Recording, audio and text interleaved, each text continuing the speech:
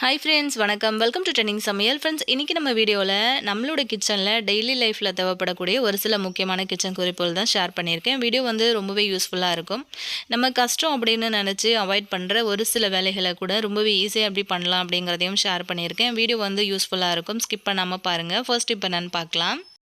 நம்ம தேங்காய் உடைக்கும்போது தேங்காய் வந்து சரியான முறையில் கரெக்டான ஷேப்பில், அதாவது அந்த பாதி பாதியாக உடைப்போம் இல்லையா, அந்த மாதிரி வந்து உடைக்கிறதுக்கு வரல அப்படின்னா இந்த மாதிரி வந்து ஐடியா ஃபாலோ பண்ணி பாருங்கள். எப்போவுமே தேங்காய் வந்து உடைக்க போகிறீங்க அப்படின்னா ஒரு 2 நிமிஷத்துக்கு முன்னாடி இந்த மாதிரி தண்ணியில் போட்டு நல்லா அதை வந்து அலசி எடுத்துக்கோங்க.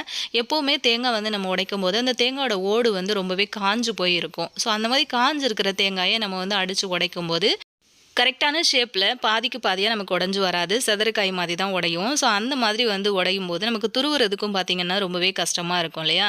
அதுக்காக தான் எப்போவுமே தேங்காய் உடைக்கிறதுக்கு முன்னாடி இந்த மாதிரி தண்ணியில் போட்டு அலசிட்டிங்க அப்படின்னா ரொம்ப ஈஸியாக இருக்கும். அது மட்டும் இல்லாமல் இந்த 3 நரம்பு மாதிரி இருக்குது பாருங்கள், இந்த இடத்துல தான் நம்ம வந்து கரெக்டாக கத்தி வச்சு அடிக்கணும். அப்படி அடித்து உடைச்சிங்கன்னா மட்டும்தான் உங்களுக்கு பாதிக்கு பாதியாக உடையும்.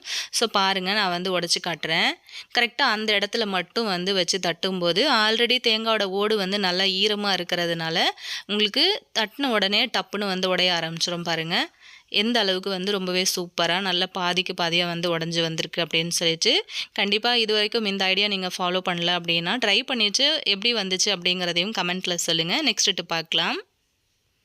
சாரீக்கு பின் போட்டு போட்டு சாரியை வந்து டேமேஜ் பண்ணுறவங்களா இருந்தீங்க அப்படின்னா கண்டிப்பாக இந்த ஐடியா உங்களுக்கு ரொம்பவே யூஸ்ஃபுல்லாக இருக்கும் அப்படின்னு நினைக்கிறேன்.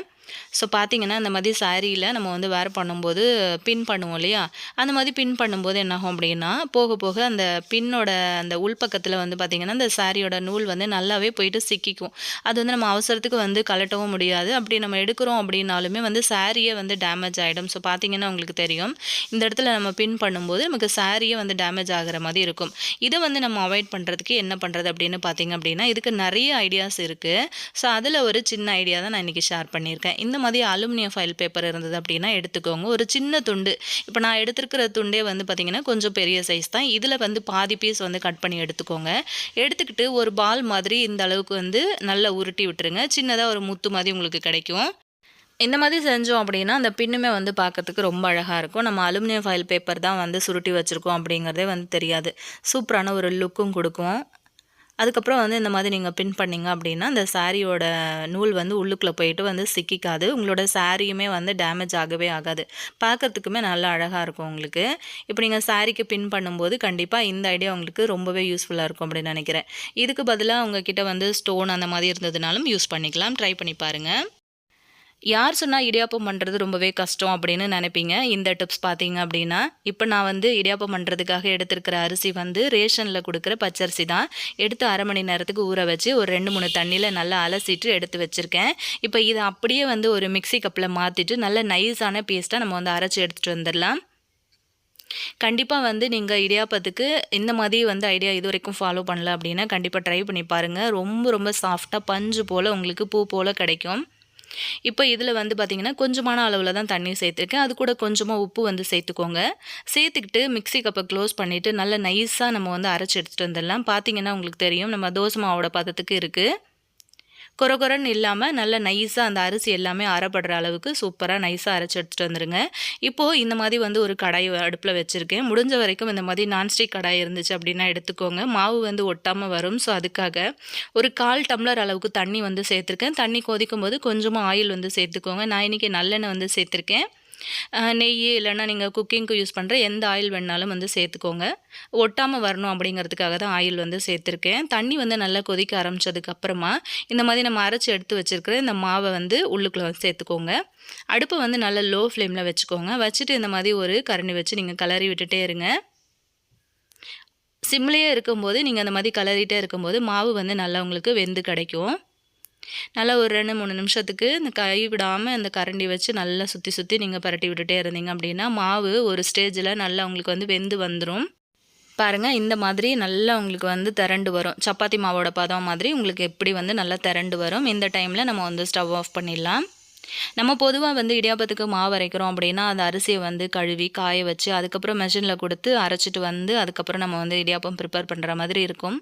டக்குன்னு ஒரு அவசரத்துக்கு இடியாப்ப மாவு வீட்ல இல்ல அப்படிங்கிற சமயத்துல, இந்த மாதிரி ட்ரை பண்ணி பாருங்க. நீங்க அரைச்சுட்டு வந்து நீங்க பண்ற இடியாப்பத்த விடையும், இந்த மாதிரி வந்து செய்ற இடியாப்பம் வந்து ரொம்ப ரொம்ப சாஃப்ட்டா பூ போல, பஞ்சு போல இருக்கும் உங்களுக்கு.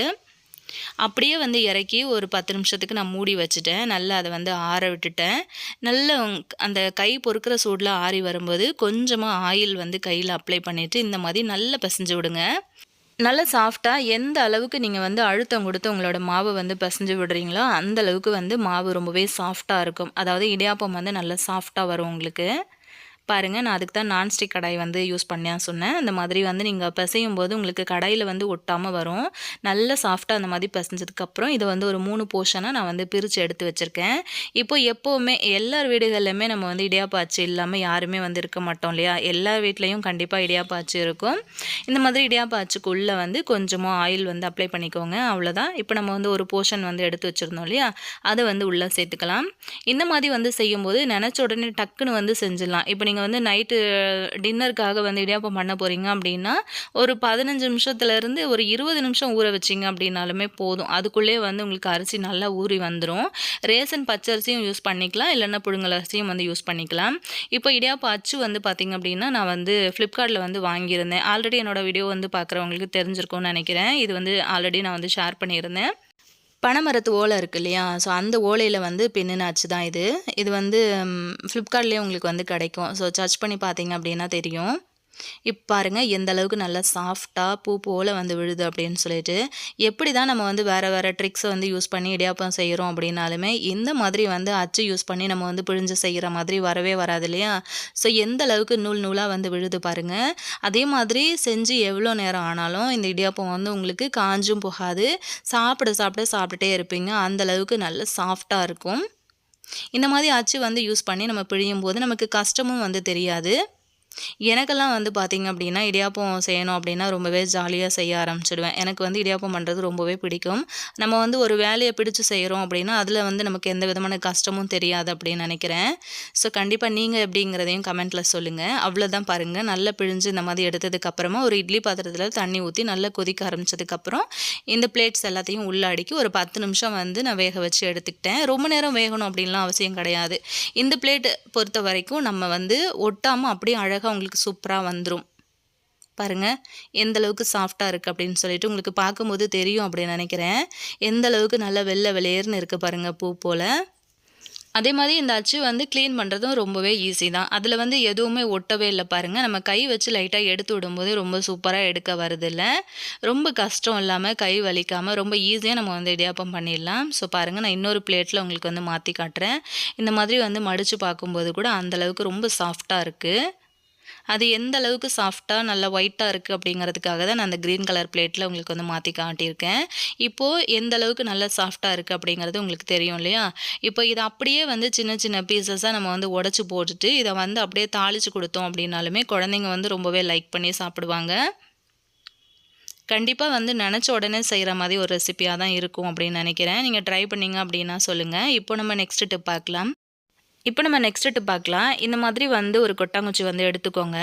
இப்போ பின்னாடி வந்து பார்த்தீங்கன்னா, இந்த கொட்டாங்குச்சில 3 கண்ணு இருக்கும் பார்த்தீங்களா? அந்த மாதிரி கொட்டாங்குச்சி இருந்ததுன்னா எடுத்துக்கோங்க. இப்போ நம்ம இத யூஸ் பண்ணி இடியாப்பம் பண்ணும்போது, அந்த ஹோல் இருக்கிற மாதிரி கொட்டாங்குச்சி நம்ம எடுத்தோம் அப்படின்னா, அது வந்து வேகறதுக்கு ரொம்ப ஈஸியா இருக்கும். இப்போ நான் எடுத்திருக்க கொட்டாங்குச்சில வந்து பார்த்தீங்கன்னா, பின்னாடி வந்து அந்த கண்ணு இல்ல. அதனால நான் வந்து ஒரு ஆணி வச்சு சுத்தியல் யூஸ் பண்ணி அடிச்சு இந்த மாதிரி வந்து ஓட்ட போட்டு வச்சிருக்கேன். இந்த மாதிரி ஓட்ட போடுறீங்க அப்படின்னா, ரொம்ப ஹார்ஷா அடிச்சிட்டிங்க அப்படின்னா, கொட்டாங்குச்சி வந்து வெடிச்சு போயிடும். ஸோ, அதனால பார்த்து இந்த மாதிரி வந்து ஹோல்ஸ் போட்டுக்கோங்க. அதுக்கப்புறம் வந்து பார்த்தீங்கன்னா, இந்த கொட்டாங்குச்சிய நல்லா அலசினதுக்கு பிறகு, இதில வந்து இடியாப்பத்த வந்து பிழிஞ்சு விட்டுடலாம். லைட்டா பிழிஞ்சு விட்டுட்டு கைய வச்சு லைட்டா ஒரு ப்ரெஸ் குடுத்துட்டு, அதுக்கப்புறம் அதுக்கு மேல வந்து தேங்காய் துருவல் வந்து சேர்த்துக்கிறேன். இந்த மாதிரி வந்து செஞ்சு குடுத்தீங்கன்னா, உங்க குழந்தைங்களோட ஃபேவரட்டான ஒரு டிஷ்ஷாவே இது மாறிடும். இதுக்கு மேல வந்து இந்த மாதிரி நாட்டு சர்க்கரை வந்து தூவிட்டு, இதுக்கு மேலேயும் வந்து நம்ம இடியாப்ப மாவ இந்த மாதிரி வந்து பிழிஞ்சு விட்டுக்கலாம். பாருங்கள் எந்த அளவுக்கு சூப்பராக இருக்குன்ட்டு. நான் ஒரே ஒரு கொட்டாங்குச்சி தான் வந்து யூஸ் பண்ணியிருக்கேன். இப்போ நீங்கள் ஒரு 4, 5 அப்படி செய்கிறீங்க அப்படின்னா வீட்டில் எல்லாருமே வந்து சாப்பிட்ற மாதிரி இருக்கும். டேஸ்ட்டு வந்து செம்ம அல்டிமேட்டாக இருக்கும். நீங்கள் இது வரைக்கும் ட்ரை பண்ணலன்னா ட்ரை பண்ணி பாருங்கள்.